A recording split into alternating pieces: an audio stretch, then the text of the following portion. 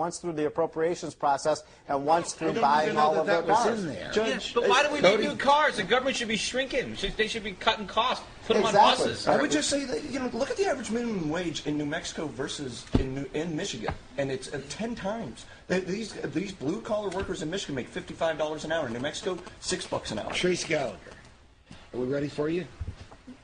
Almost. Stand by. Yeah, we're standing by. Go ahead. Yeah, go ahead, Judge. All right. Go ahead, I got to jump in again. Sorry, guys. We are live now. Patty Ann, we're in live. The best thing to happen to Wednesdays in so long is right here. It's the Strategy Room, hosted by the senior judicial and analyst, Judge Andrew Napolitano. He's going to be here every Wednesday from 2 o'clock to 3 o'clock East Coast time. We thought we'd pop in because the judge clearly is talking about a lot of things, but Gitmo is one of those. And, Judge, one more ruling, as Patty Ann was just saying to our audience, one more ruling coming down today from appeals court showing that, they want to close down Gitmo, but it's not that easy. It's not that easy in part because the Justice Department, the Obama Justice Department, has made some arguments interestingly similar to what the Bush Justice Department did, even though President Obama wants to do something different than President Bush. The Supreme Court said in a case called Boumediene, just the name of the person that sued, that these people in Gitmo have the right to a trial. And if there's no evidence against them, you have to let them go. And then a federal judge appointed by George W. Bush looked at the evidence against 17 of them, and the government said, we have no evidence against the 17 of them, let them go.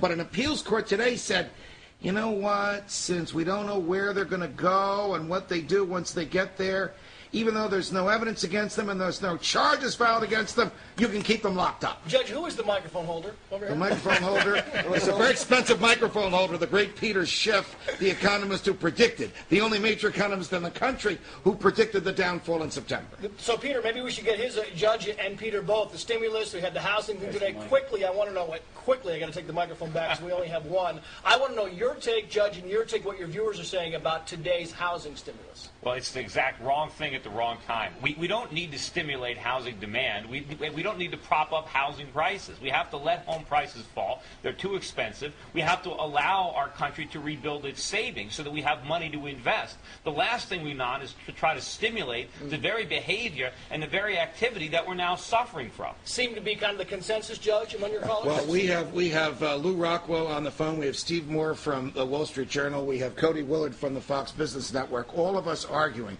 the government has somehow forgotten that the trillion it authorized in borrowing, it's going to have to pay back. And how can it think that it can solve a problem caused by too much borrowing and too much spending by more borrowing and spending? Cody Willard, by the way, the host of Happy Hour, 5 o'clock East Coast time every day on the Fox Business Network. Cody, what's the analysis coming from your end?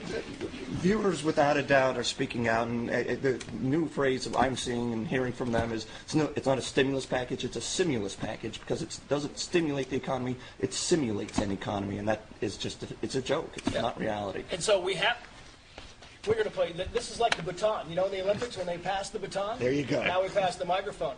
Judge, the other hot topic today, of course, is Roland Burris. Oh, you boy. would know this very well. Roland Burris, 4 different versions of his story, and none of them quite jive. I read the 110 pages because you asked me to, of Roland Burris's testimony before the Senate Impeachment Committee that ultimately recommended the impeachment of Governor Blagojevich. And because the questions to him were inartful and his answers were rambling, in my opinion, he was highly deceptive and highly misleading. But I do not believe that he committed perjury because they didn't have prosecutors questioning him directly. Did you or did you not? And he managed by his evasive answers to change the subject. So silence and evasion is not perjury. So politically, he's in hot water. Legally, I don't think he is. So, yeah, exactly what it is. Political damage, legally not so much. Gentlemen, thank you all. Patty Ann, back to you. Trace, thank you so much for coming up here. Thank you. He ran up 14 floors to get here. Thank you very much. Great All to right, see you, Steve Moore, I think you wanted to weigh in on some comments that Lew Rockwell had made about what we can expect the government wants to do for the automobile makers. Well, I wanted to respond to something I think that it was Peter said about the housing industry. And we ought to remember that there is no industry in America today that even comes close to being as overly subsidized as housing. So why do we continue to pour more and more and more taxpayer dollars into the housing industry. I think the housing bubble was created by overinvestment through, the mortgage tax deduction, Fannie Mae, Freddie Mac, all of these benefits that the housing sector gets. Throwing more money at this sector makes absolutely no sense. Using the housing sector is another phrase for keeping it unaffordable. Exactly. For the average American. Absolutely. For maintaining high home prices. The same way they do it with college tuitions. The government is in a job of making college expensive so that people have to go deep into debt to afford the experience. If it wasn't for the government, college would be very affordable. Lew Rockwell, Congressman Paul, with whom in a prior life for each of you had an opportunity to work together on Capitol Hill, reminded us that the stimulus bill, or the depressant bill, as my two colleagues here want to call it, arrived on their desks at about noon, and they had to vote on it at about 12:15, and it's over 1,000 pages long. Of law. Of law, absolutely of law. And there were many things in there that many members of Congress didn't know were there until members of the press found it and exposed it 2 days later after the Congress had voted for it. Are you surprised the government is still operating this way? No, that's because the way the TARP bailout works. There's a hysteria. You have to pass it, You have to get it through right this instant. Then it turns out, of course, that President Obama could go and take a 4-day vacation before he signed it. Wasn't quite so urgent. And, of course, it's a fraud and as well as an economic crime. And it's going to be probably months before we realize everything that's in this bill, that every special interest in Washington was in the room, no American taxpayers, of course, but all the special interests there in order to write this bill to benefit themselves. And this is the way the government will operate. And the bigger problem, Lou, is going to be country anymore in a constitutional terms. It's a very, very different America. Yeah, the big problem is going to be 6 months from now when the economy is in worse shape now, in part because of this bill. Yes. What are we going to get?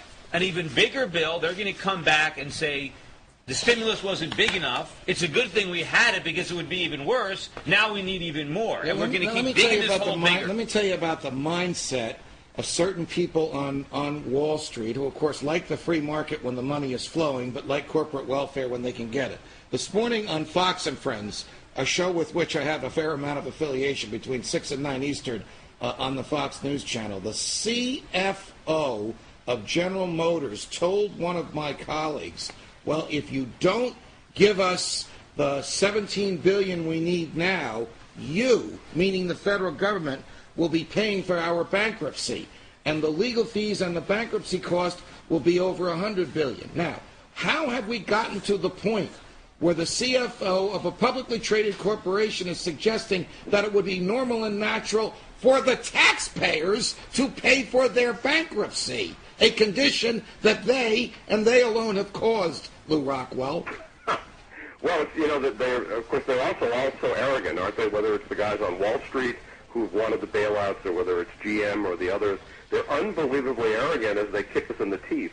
So, of course, and Peter Schiff is exactly right, we face much worse economic times, in part because of the so-called stimulus bill, because of what the Federal Reserve has done to us ever since Alan Greenspan turned the monetary spigot on high back in 2002.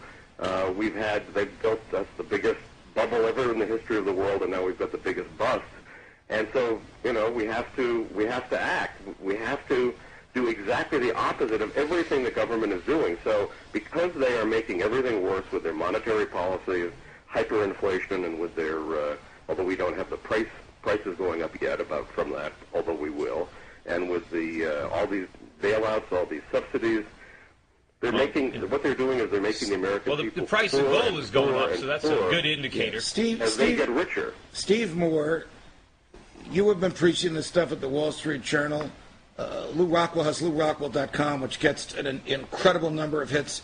Cody Willard at the Fox Business Network.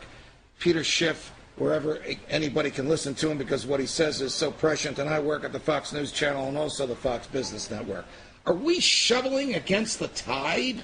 Is it just a dozen or so of us who believe in the free market? Steve Moore? What free market? There isn't any free market left. I mean, it really is distressing. And to Lew Rockwell's point, he's right that there's a lot of arrogance in the big three CEO statements, but there's also a lot of sense of entitlement. These CEOs and these workers